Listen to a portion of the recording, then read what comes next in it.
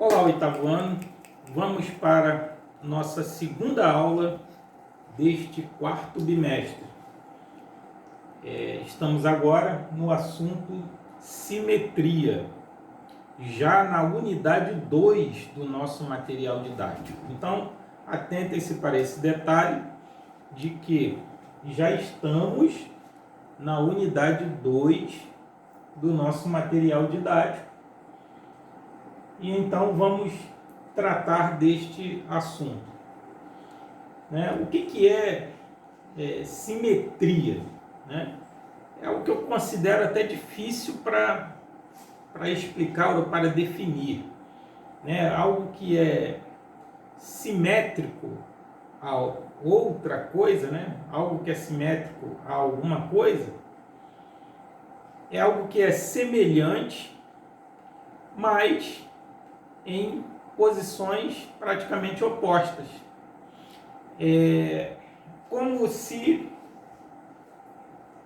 tivesse um espelho, A melhor forma da gente entender isso é ficando paralelo ou do lado de um espelho, e entre mim e o espelho se forma uma imagem que é igual a mim, logicamente, mas de forma que está oposta, até porque existe um eixo que vai estar passando no meio.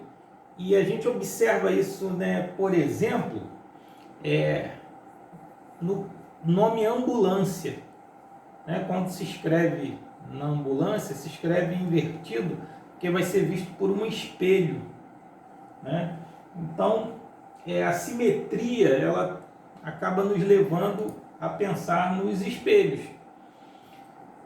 E em eixo, o que é eixo? É algo que está entre uma parte e outra, e que serve como um referencial. Por exemplo, se a gente tem essa circunferência e eu traço aqui, uma semi-reta que na verdade coincide com o diâmetro, isso aqui é o eixo deste círculo. Então eu tenho para o lado de cá e para o lado de lá figuras semelhantes, Eu tenho um semicírculo aqui e um semicírculo lá. E eles são iguais, mas em posições opostas. E a gente observa também que o círculo ele tem vários eixos de simetria. Eu posso facilmente traçar um outro eixo de simetria aqui, Vamos supor que aqui seja o centro, seja o diâmetro. Então, é como se a gente girasse aqui em torno desse eixo, a figura em torno do eixo, A gente acaba formando uma esfera se a gente fizer a rotação, Então, simetria, nos leva ao pensamento a respeito do eixo, o eixo de simetria, que, eu repito, no caso da circunferência tem vários, Eu poderia traçar o eixo assim, E aqui teria um semicírculo e aqui outro semicírculo, Desconsiderando a inexatidão da minha figura, Imaginemos que seja um círculo perfeito. Então, de eixo de simetria, a gente parte para os 3 tipos de eixo de simetria. São eles: reflexão, translação e rotação.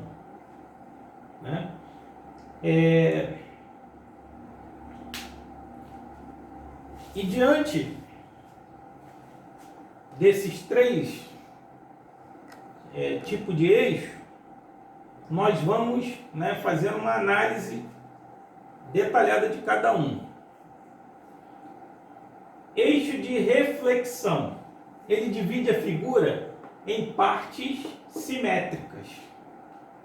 O eixo de simetria de reflexão divide a figura em partes simétricas. Até aí não falou muito, né? Porque a gente fez aqui também a divisão em partes simétricas do círculo, né? Mas tem aqui uma observação interessante que, né, acaba sendo, né, importante a gente citar na aula, que é todo polígono que tem um número de lados igual ao de eixo de simetria é denominado polígono regular. Né? Uma breve leitura assim, de repente a gente não consegue compreender, mas vamos analisar com calma. Todo polígono que tem na mesma quantidade de lados, igual ao de eixos de simetria, acaba sendo um polígono regular. O que é um polígono regular? A gente pode citar alguns exemplos, né, para relembrar o que é um polígono regular. Por exemplo, um triângulo equilátero. É um polígono de 3 lados e ele é regular. Ele tem 3 ângulos e 3 lados iguais. O triângulo equilátero tem os 3 lados iguais e tem 3 ângulos de 60, né? 60 mais 60 mais 60 dá os 180, né? Que é a soma dos ângulos internos de um triângulo. Então aí a gente recapitulou um pouquinho da geometria plana. E agora o quadrado. O quadrado também é uma figura, né, que é um polígono regular. E ele se encaixa nessa definição. E aí a gente vai testar isso agora. Da seguinte forma. Vamos traçar eixos de simetria nele. Vamos ver quantos eixos de simetria vai existir neste quadrado. Se o número de eixos de simetria for 4, confirmou o que está escrito aqui, o que foi expresso no quadro, né? Que o polígono regular, né, ele tem lados e eixos de simetria na mesma quantidade. Então, quantos eixos de simetria? Por exemplo, eu posso traçar um eixo de simetria aqui, ó, que vai ser, né, coincidente com a diagonal do quadrado. Então, ó, eu tenho para cá um triângulo e tenho do outro lado um triângulo semelhante. Ó. São figuras que são simétricas, como ali no exemplo. Eu tenho a mesma figura aqui e aqui. E aqui é o eixo de simetria. Né? Como se aqui fosse o espelho e aqui formou uma imagem para cá, uma imagem para cá. Eixo de simetria coincidente com a diagonal. Só que existem duas diagonais no quadrado. Dá para eu traçar o eixo de simetria assim, ó. Eu poderia ter traçado o eixo de simetria assim. Então eu tenho duas possibilidades, né? Acompanhando a diagonal. Mas eu também poderia ter traçado meu eixo de simetria assim, ó, partindo o quadrado aqui ao meio, ó. Passando no meio certinho, aí eu fico com uma figura, um retângulo para um lado e um retângulo para o outro. Eu poderia ter traçado assim também. Eu ia ficar com um retângulo para cá e um retângulo para cá. Então eu consigo traçar 4 eixos de simetria. Então o quadrado tem 4 eixos e tem 4 lados. Isso é o que está escrito aqui. É uma característica dos polígonos regulares, terem lados e eixos de simetrias iguais. E se eu enxergo, se eu vejo, se eu comprovo que uma figura tem o mesmo número de lados, né? E o mesmo número, né? Esse mesmo número é o número de eixos de simetria, ele é um polígono regular. Se ele tem o mesmo número de lados e eixos de simetria, ele é regular. Então, estou repetindo, né, com a intenção de que se seja memorizado isso. Vamos então à segunda parte. Eixo de simetria de translação. O que é um eixo de simetria de translação? Translação faz lembrar, logicamente, o movimento da Terra em torno do Sol, porque é sim uma translação. E aqui nós anotamos o seguinte em nosso quadro: translação tem a ver com deslocamento, e cada translação tem um sentido e uma distância. Então, translação traz a ideia de deslocamento. Melhor forma de se pensar na translação é pensando realmente no movimento da Terra em torno do Sol. Então, existe um ponto fixo, que é o Sol, e ali a Terra faz um movimento em torno desse Sol. Ela, né, faz essa translação. E o interessante é essa observação aqui, ó. Cada translação tem um sentido e uma distância. De novo, a gente vai lá no sistema solar. Por exemplo, Mercúrio já tem uma distância diferente, né, do que está no centro, que no caso é o Sol, e tem e pode ter um sentido diferente. Poderíamos imaginar facilmente a Terra girando num sentido e Mercúrio girando no outro. Poderia ser assim, ou é assim, né? E já entraríamos nos assuntos de ciências, né?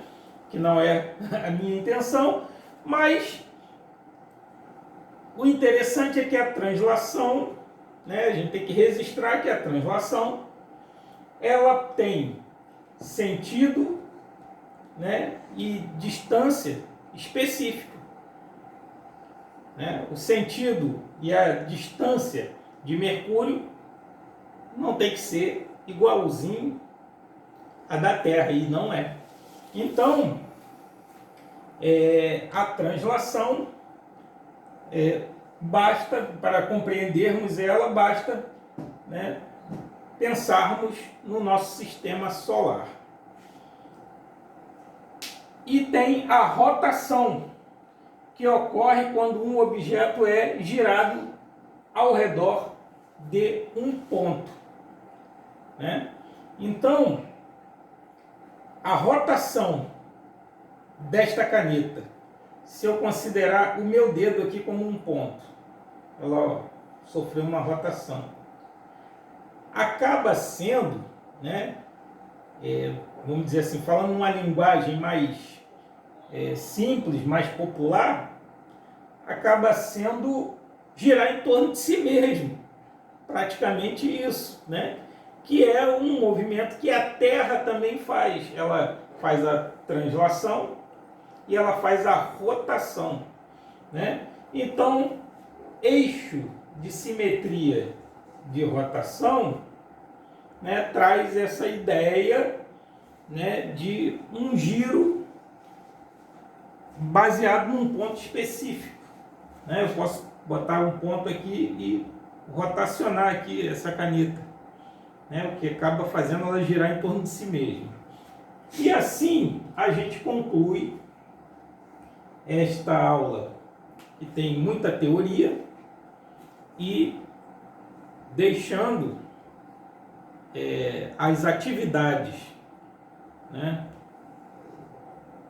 contidas no nosso material didático como dever de casa. Próxima aula é a nossa live. Então, até lá e bons estudos.